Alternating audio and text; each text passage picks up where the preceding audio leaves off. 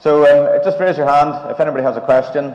I've got one to start off with, and this is to anybody on the panel who wants to take it first. But so we saw some statistics earlier of the total amount invested in, it's probably my phone, the total amount invested in Halo so far this year and the number of deals. But if I'm a smallish investor, is there a minimum deal size that typically gets done in angel investing? Is it always around 100,000, or if I've only got maybe 20,000 a year to invest, other ways or mechanisms for me to do that? Actually, maybe if Anthony takes that one first, please. Thank you. I would say, speaking from my own experience at London Business Angels, it's quite unusual for us to put a deal on that's less than 100,000. We've heard from Alan the process of interviewing the businesses and so on and so forth. So if a business is wanting maybe 200,000, then it's suitable for syndication. We don't put many deals on in London that are less than 100k. So if you're a 20k investor, by all means you can get into a syndicate. We didn't mention in any of our talks tonight, or this morning rather, that often when you make that first round investment, there'll be a second round. As the business hopefully starts to grow, it'll probably need more capital. So another tip is if you put 20 in, always have another 20 tucked away, just in case they'll be back maybe a year later for another round. So I think maybe here, Alan, you put smaller deals on, but quite a lot of the networks probably start at about 100 and go up. Well, Anthony's right. We in Northern Ireland, perhaps not, certainly not as experienced and perhaps not yet as sophisticated as the London Business Angels, we take a broader view. And for example, one of the companies who were pitching, if I look at the ones that were pitching in September, the highest one was looking for 300,000 and the smallest was looking for 30,000. In each case, then obviously the angels are looking at it and looking at the amount and the risk involved. And I can tell you that the 30,000 one was a niche within a niche, and we put it in there because we thought, and I think we may be proved correct on this, that one or two angels would look at that and think, that's small enough that I could get together with my mate and we could just try it. So I think that's possibly a reflection of where we are in the learning process of becoming an angel network. But certainly that's the smallest we've had. And if there is an average so far, I think it's fairly close to 100,000 is what we've seen in Halo. I'll just add a quick one on that.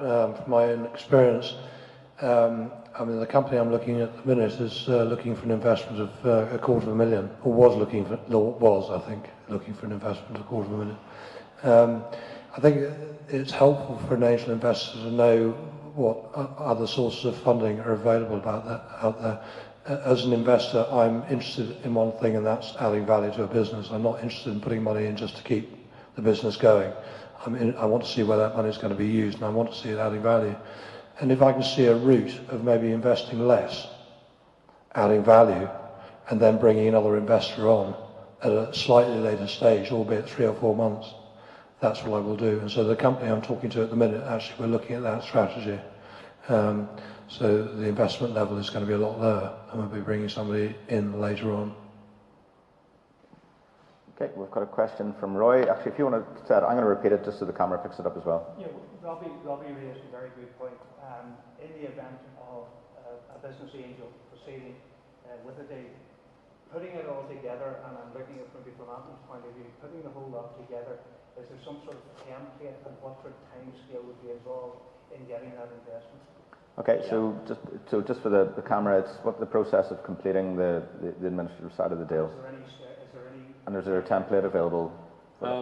From experience in London Business Angels, by the way, that's been going 28 years, that network's the oldest one in the United Kingdom. It used to be called the Marriage Bureau when it started up.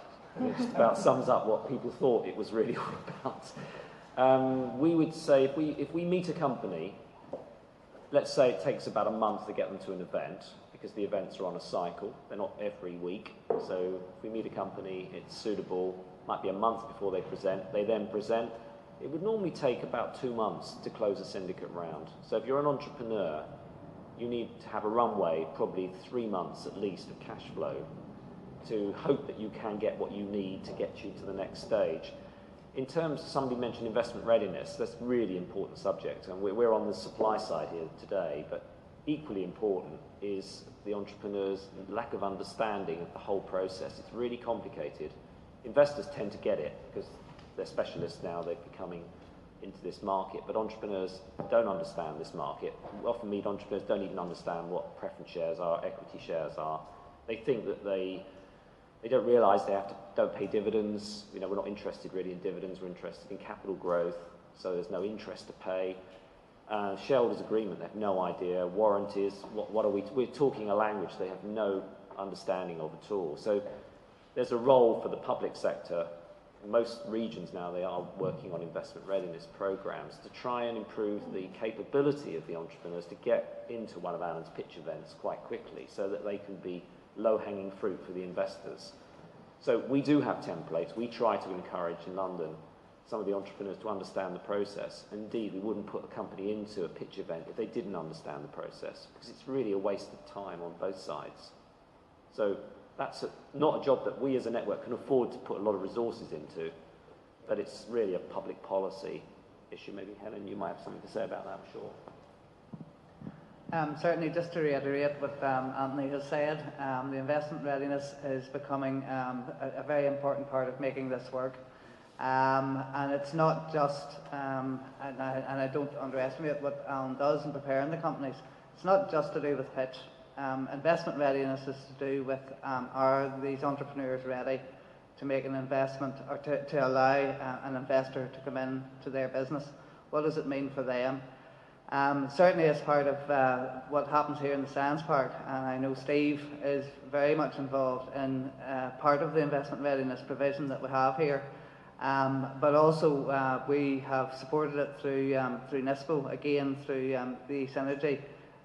One of the things they're offering through the Enterprise Escalator is investment readiness, and the emphasis is on getting the companies and the entrepreneurs ready, as I say, both to pitch but also to be ready to receive investment from an external investor. Robbie, you wanted to say something?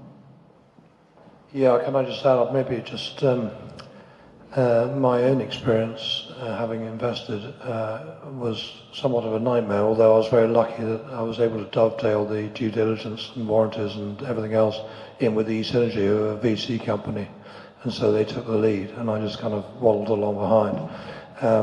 But just to give you an example, most of these companies that are presenting, they're formed very basically, maybe 2 shares, £1 each, one to the owner and one to the owner's dog. And then suddenly they're looking for 100,000 of an investment for 20% of the equity, and you come along and say, well, and they say, well, actually, my partner here, they're a key employee. I want to give them 5% of the business, and yet our business is suddenly worth being valued at £500,000, and they want to give them 5% of the equity. I mean, and this person hasn't got something safely to scratch together, and doesn't understand about tax liabilities, and goodness knows what else. So there are formidable obstacles which need to be kind of definitely need to be addressed in advance, because they do make life very difficult for investors. I think that's obviously a role that some of the people in the room as accountants and lawyers can have a big impact on. And they're the sort of people that these programs encourage support from. Okay, any next question?